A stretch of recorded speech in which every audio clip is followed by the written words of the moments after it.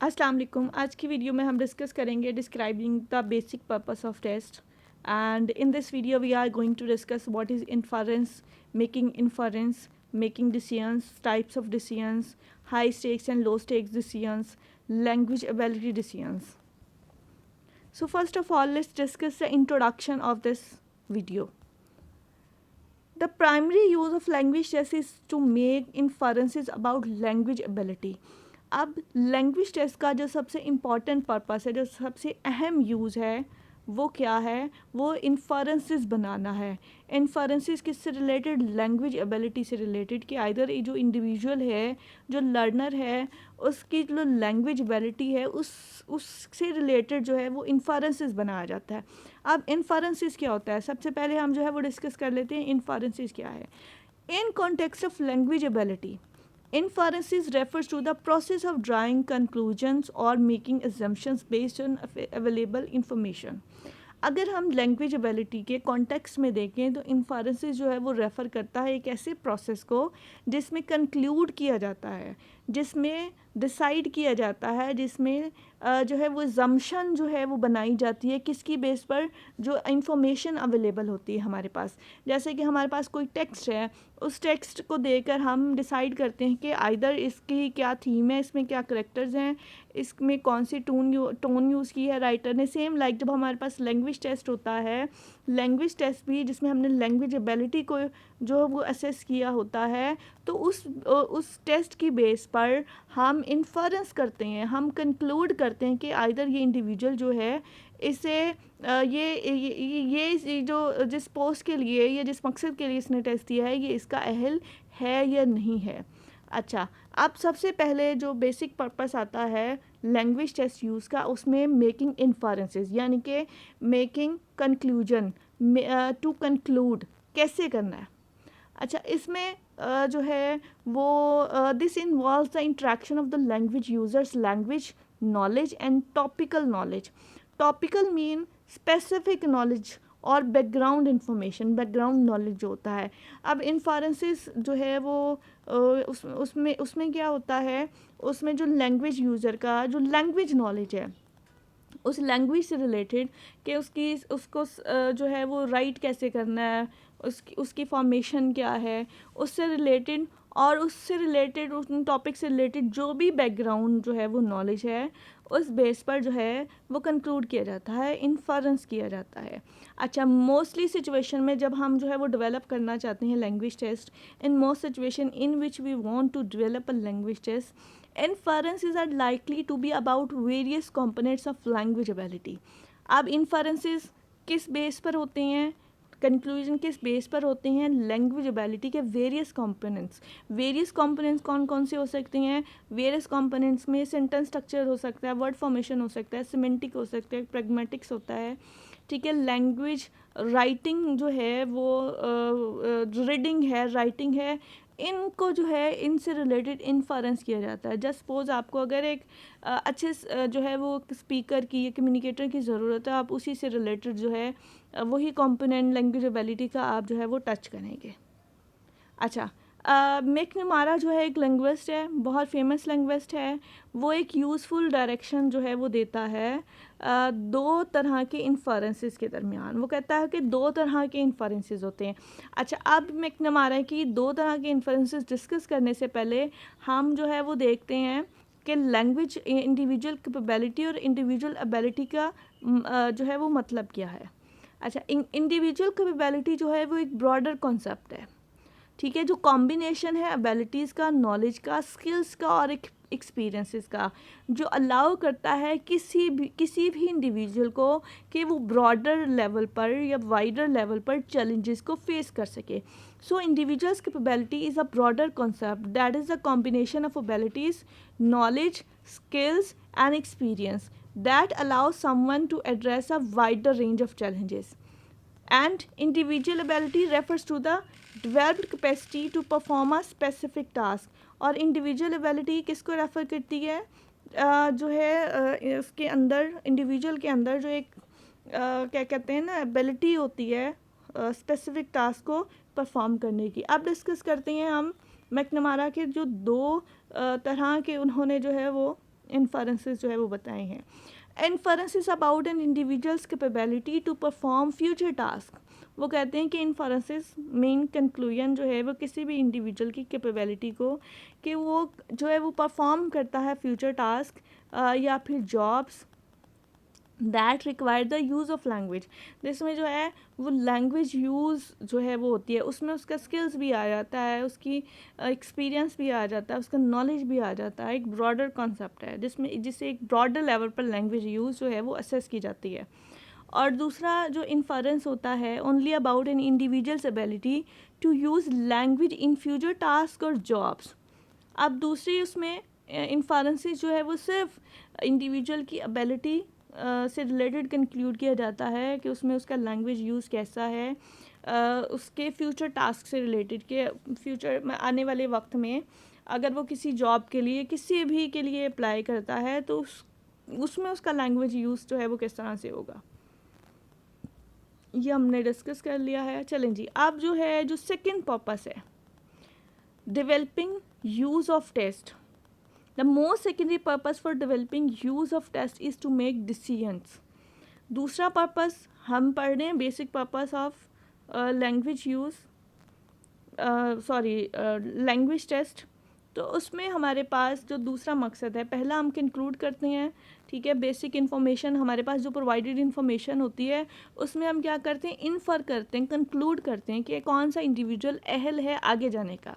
अब वो कहते हैं कि दूसरा जो पर्पस होता है वो डिसाइड करना है कि आपने एक बार एक डिसाइड कर लिया कि ये अहल है, दूसरा आपने डिसाइड करना है, ठीक है, कि कौन सा जो है वो कौन सी फील्ड से रिलेटेड ये इंडिविजुअल को जो है आपने सिलेक्ट करना है, प्लेस करना है, डायग्नोज करना है। आप डिसीजन जो है वो फिर आगे वेरी करते हैं। These decisions will vary in terms of their seriousness of their impact on individuals and numbers of individual they will affect.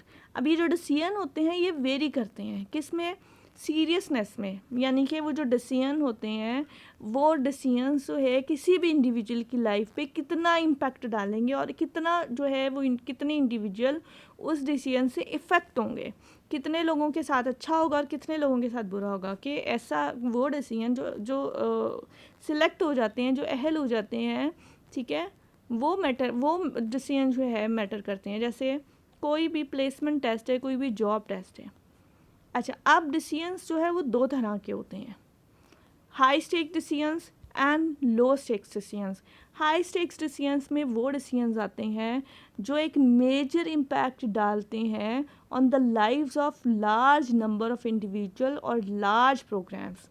High stakes decisions वो डिसीजंस होते हैं जिसमें कोई भी इंडिविजुअल जब जो है वो टेस्ट देता है किसी भी जॉब से रिलेटेड, किसी भी एकेडमिक लैंग्वेज टेस्ट से रिलेटेड, और वो टेस्ट अगर वो पास कर लेता है तो उसकी जो है वो ज़िंदगी जो है वो बदल जाती है, यानी कि उसका कैरियर जो है वो स्टार्ट हो जाता है। उसमें सबसे पहले आ जाता है ये एग्जांपल में एडमिशन टू एकेडमिक प्रोग्राम।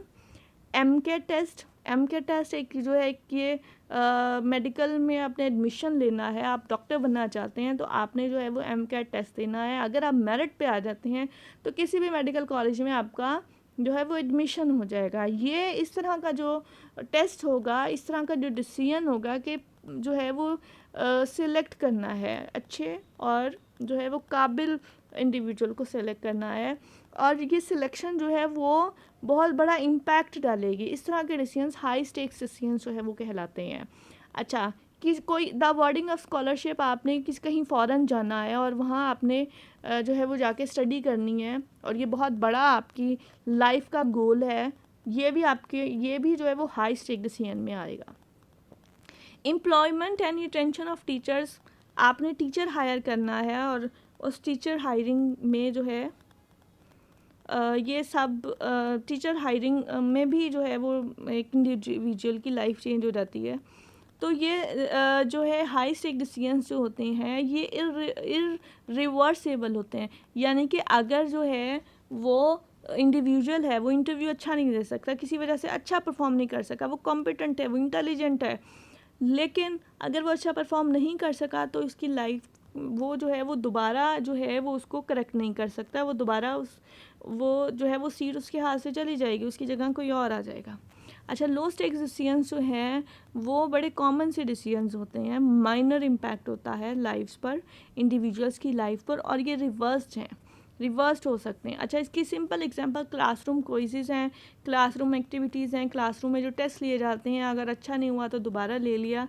तो इस तरह के डिसीजंस लो स्टेक डिसीजंस जो कहलाते हैं, जिसमें अच्छा हो जाए तो भी ठीक है, ना अच्छा हो तो भी ठीक है, इसमें कहीं आपका लाइफ चेंजिंग जो है वो टर्निंग पॉइंट नहीं आता। चलें अब हम देख लेते हैं कि डिसीजंस कौन कौन से होते हैं टेस्ट टेकर से रिलेटेड। तो decisions about test takers include selection, placement, diagnosis, progress and grading. अच्छा, वन बाय वन हम डिस्कस करते हैं। सबसे पहले हम सिलेक्शन जो है डिसीजन को डिस्कस करते हैं।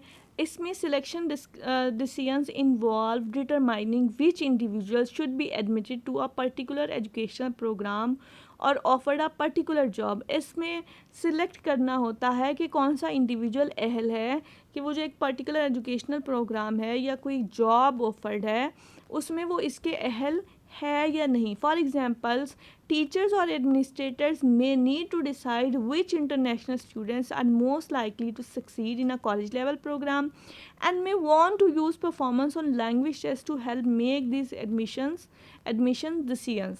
टीचर्स या एडमिनिस्ट्रेटर्स जो है वो डिसाइड करते हैं कि कौन से इंडिविजुअल स्टूडेंट्स को, ठीक है, मतलब वो कामयाब होंगे कॉलेज लेवल प्रोग्राम में, और किन लोगों को जो है वो परफॉर्मेंस लैंग्वेज टेस्ट की बेस पर जो है वो एडमिशन जो है वो देना चाहिए।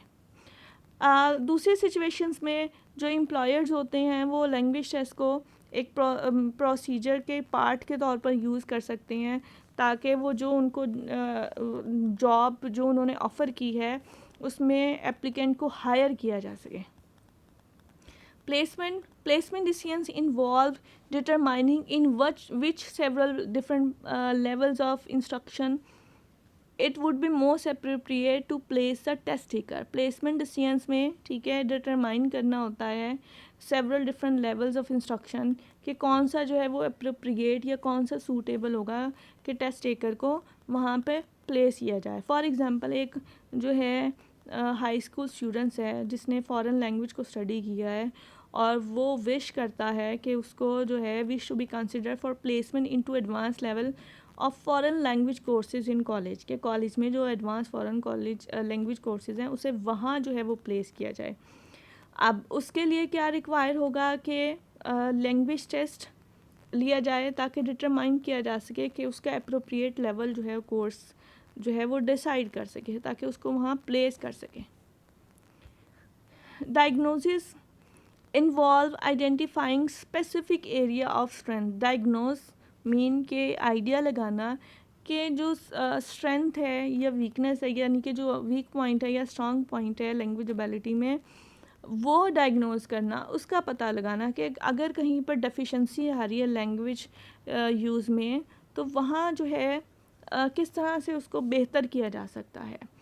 सो as to assign students to specific courses of learning activities, ताकि जो है वो स्टूडेंट्स को स्पेसिफिक कोर्सेज जो है वो असाइन किए जा सकें लर्निंग एक्टिविटी से related. For example, if a language program included 3 different courses, अगर जो लैंग्वेज प्रोग्राम है उसमें 3 मुख्तलिफ तरह के कोर्सेज हैं। पहला कोर्स फोकस करता है on the editing of sentence level grammar and punctuation errors. Second, focused on revising the organization of essays, and third, focused on logic of argumentation in writing.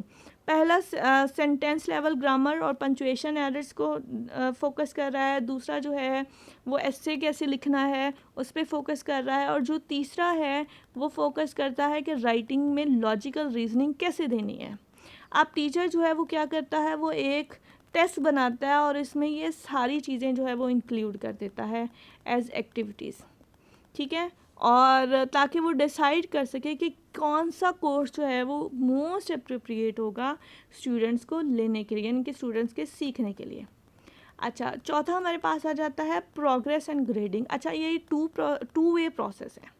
In most instructional programme, ज़्यादातर जो programmes होते हैं उनमें both teachers and students are interesting in receiving feedback on students progress. अब दोनों जो student और teachers होते हैं वो दोनों जो है वो इस बात से दिलचस्पी रखते हैं कि उनका फ़ीडबैक कैसा है। टीचर्स जो पढ़ा रहा होता है उसको वो भी इंटरेस्टेड होता है कि मुझे फ़ीडबैक मिले, मैं कैसा पढ़ा रहा हूँ, और साथ स्टूडेंट जो पढ़ रहा है वो कैसा पढ़ रहा है। Information from language test can be useful for the purpose of formative evaluation। अब जो information है language test से वो जो है वो डिसाइड कर सकती है इस फॉर्मेटिव इवेल्यूएशन के लिए, लैंग्वेज टेस्ट डिसाइड कर सकता है। To help students guide their own subsequent learning और for helping teachers modify their teaching methods and materials so as to make them more appropriate for their students needs interest and capabilities। अब ये test जो है वो students को help करता है कि वो फर्दर जो है वो लर्निंग कैसे करें, और टीचर्स को हेल्प करता है कि वो अपने टीचिंग मेथड्स को, अपने मटेरियल्स को किस तरह से बेहतर बनाएं और किस तरह से स्टूडेंट्स की नीड, उनके अकॉर्डिंग और उनकी कैपेबिलिटीज़ के अकॉर्डिंग जो है उन मेथड्स को जो है वो मॉडिफाई करें, उनको एडवांस लेवल पर लेकर जाएं।